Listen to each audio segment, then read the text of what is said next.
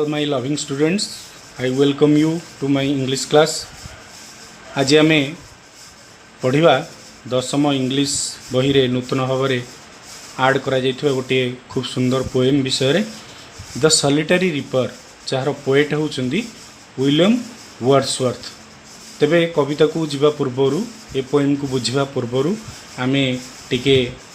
William Wordsworth विषय जानिबा। आम बही भी देइछि तांका विषय किछि about the poet William Wordsworth. 7 April 1770 रे ककरमाउथ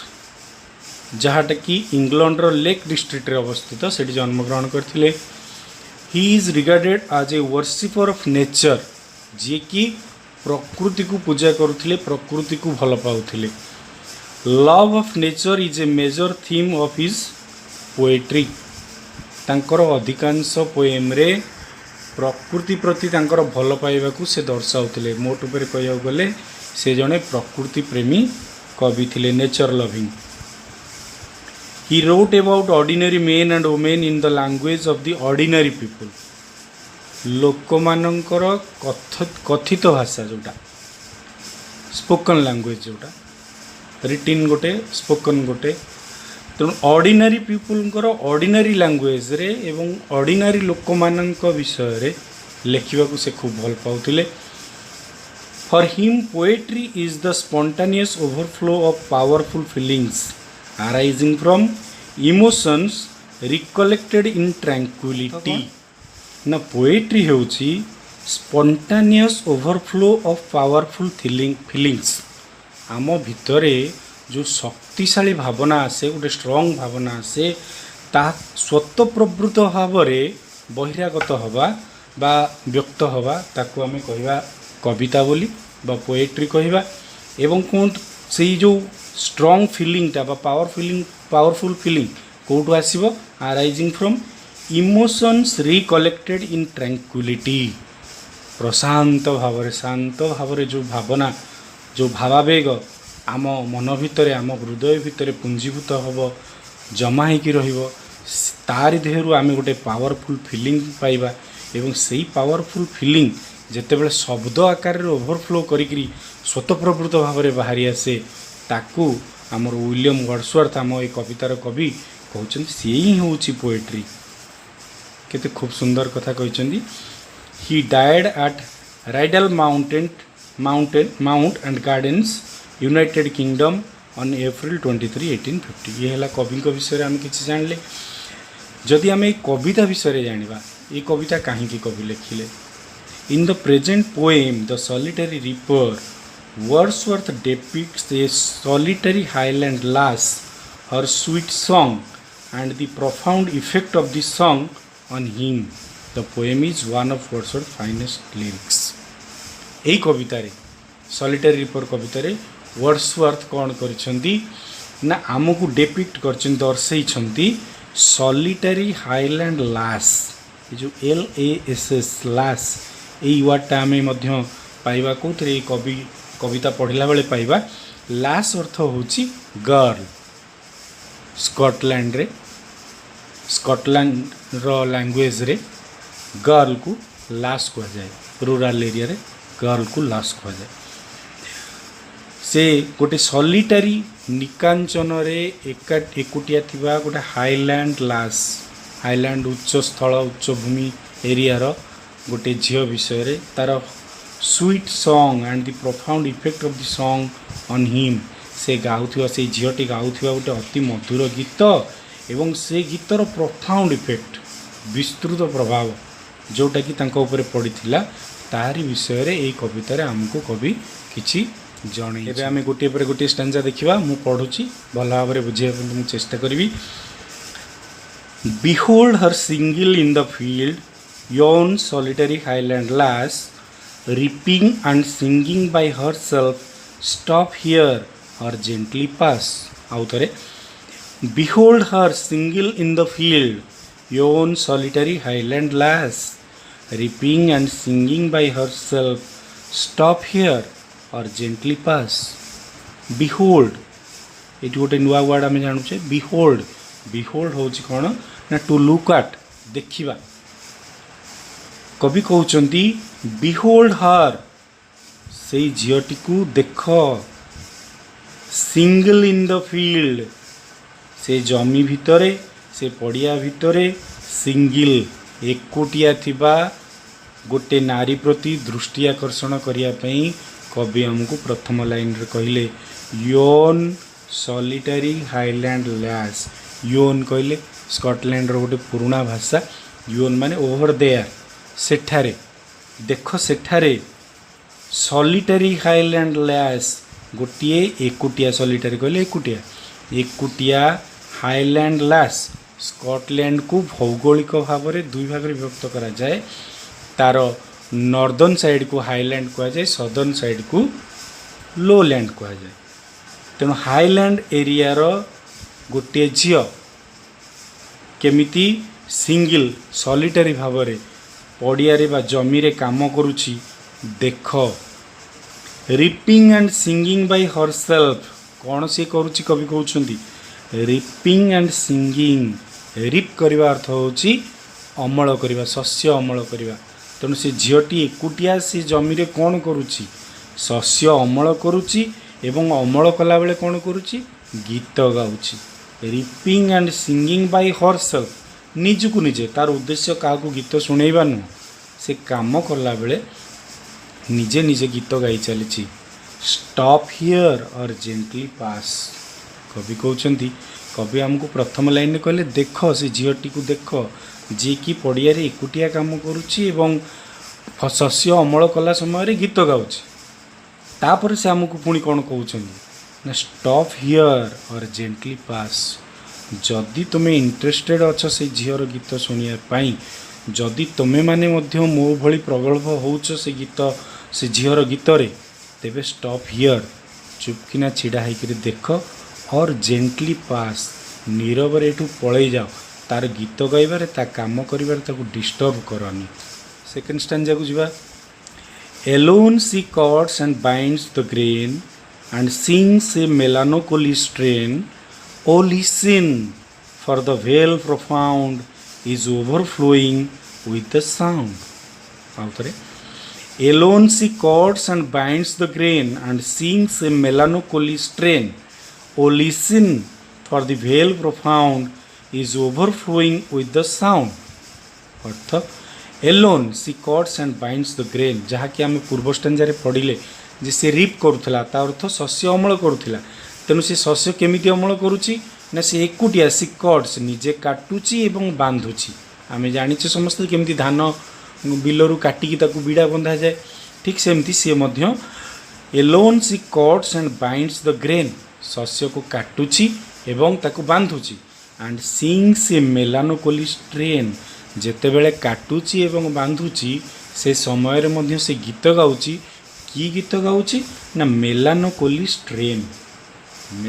स्ट्रेन अर्थ होची गोटे सैड सॉन्ग से गोटे सैड सॉन्ग गाउची गोटे दुख मिश्रित गीत से गाउची O listen for the vale profound is overflowing with the sound O listen कवि कहउचंती हे सुन समस्ते for the vale profound vale कहले मिठी गोटे ओल्ड वर्ड एटा पुराना इंग्लिश रो वेल कहले वैली उपत्यका कवि कहउचंती हे सुन ता गीत रे केमिति वैली से जमीर चारिपटे थिबा से जमीटी गोटे उपत्यका मध्य अवस्थित से उपत्यका समग्र उपत्यका केमिति तार गीत द्वारा प्रतिध्वनित होउची ता गीतर स्वर चारिआडे केमिति प्रकम्पित होउची O listen for the vale profound समग्र उपत्यका रे तार गीतटा केमिति गुंजरण सृष्टि करुची is overflowing with the sound समग्र उपत्यका केमिति ता गीतर स्वर रे निनादित होउची सुण द्वितीय स्टांजारे आमको कवि जनइले जे केमिति से झीर गीत चारिआडे प्रतिध्वनित होउथिला घुरी बुलुथिला उपत्यका जाक गोटे सुंदर परिवेश सृष्टि करुथिला एबे आमे देखिबा थर्ड स्टांजारे no nightingale did ever chaunt more welcome notes to weary bands of travelers in some shady haunt among Arabian sands. आउ थरे No nightingale did ever chant more welcome notes to weary bands of travelers in some shady haunt among Arabian sands. अर्थ एठी कवि Nightingale सहित जो से झीर गीत को तुलना करने नाइटेंगल जी कि पृथ्वीर सबुठारु सुंदर भाव गीत गाउथिबा चढ़ई बोलिकी आमे जानू सिंगिंग बर्ड जार गीत को अनेक कवि माने नहीं गीत लिखिं किंतु एटी वर्ड्सवर्थ कहते जे no nightingale did ever chaunt chaunt अर्थ चांट उच्चारण करवा मंत्र उच्चारण जो हुए chant chaunt no nightingale did ever chaunt सी झीटी जो भाया गीत गाँची जिते सुंदर भाव में जिते सुरीला स्वर में गाँची से भाया कौन सी नाइटेंगल भी गाई नथिबो कोठी गाई नथिबो ना more welcome notes to weary bands of travellers in some shady haunt among Arabian sands कहले आरब देश रे थिबा मरुभूमि तेणु आरब देशर मरुभूमि मध्य गोटे गोटे जगार जो सैडी हंट थाए सैडी हंट कहले ओआसिस मरुद्यान आम ताको कहू मरुभूमि रे बेले बेले गोटे गोटे जगार अल्प अल्प छोट छोट पोखरी भली पानी थाई ता चारिपटे किछि किछि छोट छोट बुदालिया कंटालिया गछ आमको देखा जाए जोठिकी आरबियन मरुभूमि रे यात्रा करुथिबा मरुयात्री माने बेले बेले सेई जगार आसिकी विश्राम नियंती एवं सेई जो छोट छोट गछ थाए सेई गछरे बेले बेले नाइटिंगेल माने एते सुंदर भाव में बोबांती बा गीत गाती जे से वेरी बैंड कहले ग्रुप ऑफ पीपल थकी जाइथिबा क्लांत हो जाइथिबा वेरी क्लांत हो जाइथिबा से ग्रुप ऑफ ट्रैवलर्स को मरुयात्री माननकु से मरुस्थली रे जेमिति नाइटेंगल कदे केबे भी एते सुरीला स्वर रे सेमानंकु वेलकम करि नथिबो वर्ड्सवर्थ कहउचंती जे कौनसी नाइटेंगल मध्य से मरुस्थली रे मरुद्यान रे मरुयात्री माननकु एते सुंदर गीत गायकी केबे भी वेलकम केबे करि नथिबो जिबा ए voice so thrilling never was heard in springtime from the cuckoo bird, breaking the silence of the seas among the farthest Hebrides. A voice so thrilling never was heard in springtime from the cuckoo bird, breaking the silence of the seas among the farthest Hebrides. Wordsworth कहउचंदी ऊपर stanza कौन कले Nightingale गीत सहित से झीर गीत को तुलना कले एवं से झीर गीत सुपेरियर बोली कहले नाइटेंगल गीत को तार स्टैंडर्ड को कम बोली कहले ता तुलन में किसी नुह बोली कहले पुणी एठी आउ गोटे बार्ड जहाँ को आम सिंगिंग बार्ड भाव में जानू किए कुको बार्ड ये मधुर स्वर रे गीत गाए समस्ते आम जाचे तेणु ए voice so thrilling never was heard इत्ते सुंदर वॉइस से झीर गीतर स्वर एते सुंदर थिला जे थ्रिलिंग रोमांचकर एक्साइटिंग इलेक्ट्रिफाइंग जमती शरीर रे विद्युत सृष्टि करुला विद्युतर चंचलता शरीर रे प्रभावित होता से गीतर स्वर शुणिकी a voice so thrilling never was heard आगुरु केबे भी एते सुंदर स्वर कवि शुणी नाहंती in spring time from the cuckoo bird जेतेबेले बसंत समय आसे कुको बर्ड जेतेबेले गछ उपरे डाल रे लुचिकी गीत गाए सुंदर स्वर रे सी जो मधुर लगे ताठारु मध्य ए वॉइसटा बेसी थ्रिलिंग लगुची बेसी एक्साइटिंग लगुची बेसी मधुर लगुची से झीर वॉइस कुको बर्ड कौन करे breaking the silence of the seas समुद्रर नीरवता को भंग करी among the farthest Hebrides farthest माने दूर हेब्राइड्स कहले गोटे द्वीपपुंज Scotland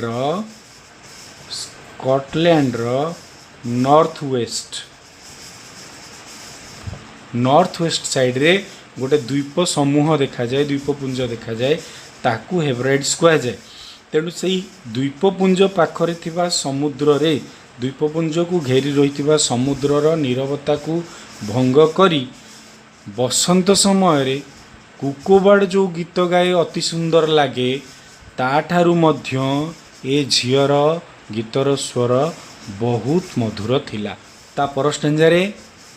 will no one tell me what she sings perhaps the plaintive numbers flow for old unhappy far off things and battles long ago. Will no one tell me what she sings? Perhaps the plaintive numbers flow for old unhappy far off things and battles long ago. पूर्व stanza गुड़ा करे कवि कौन कले से झीर स्वर को से झीर गीत को कौटी नाइटेंगल सहित तुलना करी से झीर गीत को नाइटेंगल ठारू भल बोली कहले कौटी कुकोबाड़ सहित तुलना कले कुकोबाड़ ठारू मध्य से झीर गीत को से गीतर स्वर को पसंद कले। एठी कहउचंती हु will no one tell me what she sings मते कौन केही कहबेनी जे से झील की गीत गाउची कौन गाउची कारण आमे आगुरु पढ़िले प्रथम स्टांजारे हाईलैंड लास कवि होउचंदी इंग्लैंड रो झील होउची स्कॉटलैंड रो हाईलैंड एरिया रे रूरल कल्चर रो से गोटे झील जहार की भाषा अलग तेणु से भाषा को कवि बुझीपार ना किंतु गीतर स्वर द्वारा से झीर कंठ द्वारा से मुग्ध होइचंदी तेणु एबे से की गीत गाउची जानिया पई कवि चाहुचंदी। Will no one tell me what she sings मते कोन केही भी बुझेई दे परिबेनी कहिबेनी से झील कौन गाउची perhaps the plaintive numbers flow से बोध हुए जो गीतटा गाउची ताहा एक प्लेंटिव नंबर गोटे शोक शोक व्यक्त करुथिबा गोटे गीत बोध हुए नंबर माने एठी अर्थ संख्या नुह एठी नंबर माने होची सॉन्ग नंबर माने होची सॉन्ग गीत तेणु परहैप्स से गोटे प्लेंटिव नंबर ता स्वररू झरुची फ्लो होची बहुची प्लेंटिव नंबर माने गोटे मोर्नफुल सॉन्ग शोक संतप्त गोटे गीत शोकाकूल परिवेशर गोटे गीत जो गीत रे करुणता रही एवं से कवि कहउचंती जे करुणता कौन पई होइथिबो ना फॉर ओल्ड किछि पुराना जिनिस पई अनहैप्पी बहु पुराना अनहैप्पी दुखदपूर्ण फार ऑफ थिंग्स किछि दूर जिनिस जोड़ा कि से मिस करी जाइछि ताठू दूरेई जाइछि किछि जिनिस एंड बैटल्स लॉन्ग एगो हुए तो बहुत दिन तले किछि गोटे युद्धर करुण गीत बोध हुई से गाउछि एटी कवि गेस करुचंती कारण कवि बुझी पारु नांती से को लैंग्वेज रे गाउछि कवि केवल से झीर गीतर शैली गीतर कंठस्वर द्वारा मुग्ध होइछंती and will no one tell me what she sings मते कौन केही भी कहबेनी से कौन गाउछि तापर कवि गेस करुचंती ए गीतर स्वररू जना पड़ुछि एटा गोटे मोर्नफुल सॉन्ग एटा गोटे शोक व्यक्त करुथिबा गोटे गीत हुए तो ये शोक कौथिपाई ना किछि पुराना कथा पाई किछि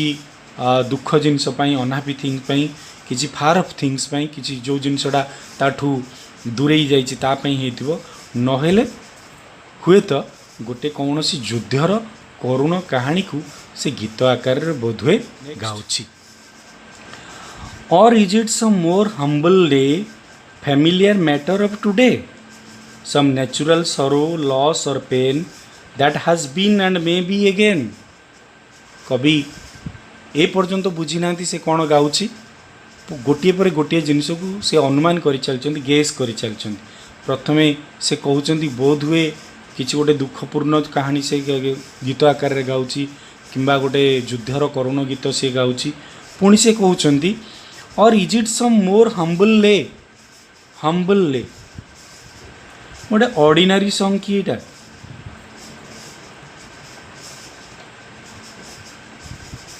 यह एक ऑर्डिनरी सॉन्ग की or is it some more humble lay यह एक ऑर्डिनरी गीत से गाउछि कि जोटा कि अति साधारण गीत कि प्रकार साधारण फैमिलियर मैटर ऑफ टुडे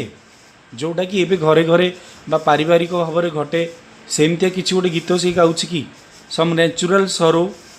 किसी गोटे प्राकृतिक उपाय किसी दुख पाई लॉस और पेन हुए तो क्या हरई कि किसी जंत्रणा से भोगुची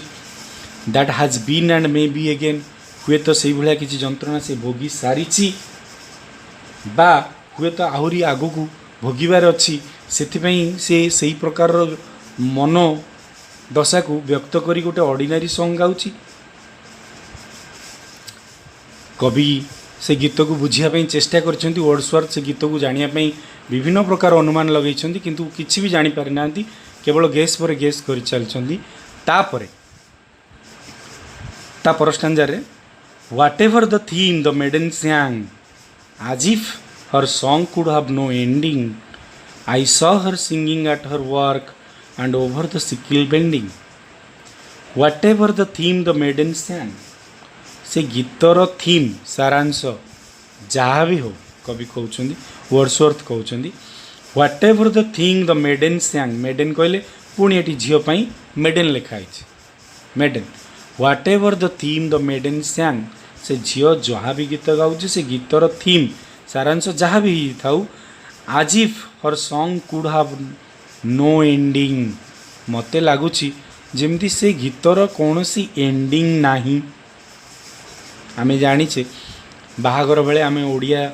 परंपरा अनुसार देखीचे गाँ मानक जे वयस्का वृद्धा लेडी माने बाहुना गीत गाती जोड़ा कि मनरू मन को जोड़िकी सांप्रतिक परिवेश को परिस्थिति को लेकिन से माने गोटे पर गोटे पद जोड़ी गाती जार कि कौन शेष न थाए जो पर्यंत से चाहूँ से पर्यंत किसी ना कि पछरे जोड़िकी से माने गाती जमती कि पालावाला माने मध्य गाती गाहण माने गायक माने मध्य मन को मन जोड़ी सांगे सांगे किसी गीत गाती जो मानक जो गीतर कौन शेष न थाए नो एंडिंग तेणु वर्ड्सवर्थ कहते से झी गाउथवा गीतर सारांश जहाँ भी होता ना कहीं किंतु मत लगुच जमी if as if her song could have no ending जमीती कि से गाउथवा गीतर कौन शेष नहीं कहीं I saw her singing at her work से काम कला बेले मुझे देखिली से गीत गाउची and over the sickle bending sickle कहले दा सिकिल कहले दा जहाँ द्वारा कि आमे शस्यर गछ को काटू तेणु से जिते काटुला सिकिल बेंडिंग बंका ही निजे नई पड़ी दा द्वारा काटुला काटिला बेले एवं बीड़ा बांधिला बेले काम कला बेले उभय समय से कंटिन्यूअसली गीत गाउला तेणु कवि कहते बोध हुए से गीतर कौन एंडिंग नहीं तेणु किसी बाहुना भली गीत बोध हुए सी तापर को मनरू जोड़िकी गाउची किंतु जहाँ भी गाउची कवि को बहुत सुंदर लगुला एबे आमे शेष स्टांजा को आसीगले I listened motionless and still and as I mounted up the hill the music in my heart I bore long after it was heard no more I listened motionless and still and as I mounted up the hill the music in my heart I bore long after it was heard no more I listened मुझे से झील को देखिली एवं ता गीत को शुणिली से केमिति शुणुली ना मोशनलेस एंड स्टिल मोर गति रुद्ध हो गला मु गतिहीन हो गली एवं स्थिर स्टिल स्थिर चित्त हो स्थिर भाव से गीत को शुणुली दुई प्रकार कथा जदि हुए तो कवि से गीत द्वारा एत मात्रा प्रभावित हो गले जे से स्थाणु होकर गीत को शुणा को लगिले किंबा नचेत से गीत एते सुंदर थिला एते मनमुग्धकर थिला जे कवि चाहिलेनी जे से झीर गीतर कौन बाधा सृष्टि हो से झी कौन भाव डिस्टर्ब हो एवं ये गीतटा बंद हो जाओ तेणु से कथा कहते आई लिसन मु शुणिली केमिति शुणिली मोशनलेस एंड स्टिल गतिहीन होकर एवं स्थिर भाव छिड़ा होकर शुणिली किसी समय शुणिला पर मत भी मो गंतव्य पथरे जीवार थिला and I I mounted of the हिल तेणु गीत शुणी शुणी तापर मुझे मो निज बाटर मु चलिली पहाड़ को चढ़ी पर्वत भैली कथा लिखाई प्रथम आम पढ़ीचे तेणु से उपत्यकार जितेबाला मु पहाड़ ऊपर दे जाइथिबा रास्तार चढ़ी चढ़ी चढ़ी चढ़ी मु आगु आगु बढ़िली मो रास्तार बढ़िली I listen motionless and still and as a mounted up the hill the music in my heart I bore long after it was heard no more जितेबाला मु आगु आगु बढ़ी बढ़ी चलिली पहाड़ चढ़ी चढ़ी मते आउ से झीर गीत शुणागला नहीं से झील पछरे रहीगला मु बहु आगू पलि आसिली तेणु से गीत से झीर गीत से झीर स्वर मत शुणागलानी किंतु the music in my heart I bore तार जो संगीत से गीत को मु कौटी धारण बोर बियर रु बोर इज बोर मैंने धारण कला मु धारण करी कौटी ना इन माई हार्ट मो हृदय मु से गीत को धारण करी long after it was heard no more heard माने हियर रु हार्ड है शुणा तेणु जितेबले लॉन्ग आफ्टर मु से स्थान परित्याग कला परे भी बहु समय परे भी जितेबले से गीत आउ शुभु नथिला मते से झीर स्वर आउ से झीर शब्द शुभु नथिला मते सेतेबेले भी मु से गीत को शुणी पारुथिली काहींकी ना से गीतटा से माधुर्य से संगीतर माधुर्य कौटी थिला ना इन माई हार्ट मो हृदय भितर मुझे स्थान देती तेणु से झील आउ मो सामने नथिले भी से झीर शब्द आउ मो कान पर्यंत न पहुँची पारे भी से झीर शब्द से झीर स्वर से झीर गीत मो हृदय रही मो मनरे बार बार बार बार प्रतिध्वनित होतिला एवं मु द्वारा आहुरी मुग्ध हे जाउथिली प्रभावित हो जाउथिली। खूब सुंदर ये कविताटी विलियम वर्ड्सवर्थ मते लगुच तुम मैंने खूब भल भाव को बुझीपार मु आशा करुच्ची एथिरे तमर आउ कौन सी जगार भी कौन सी प्रकार डाउट नथिबो बोली। Thank you, see you soon.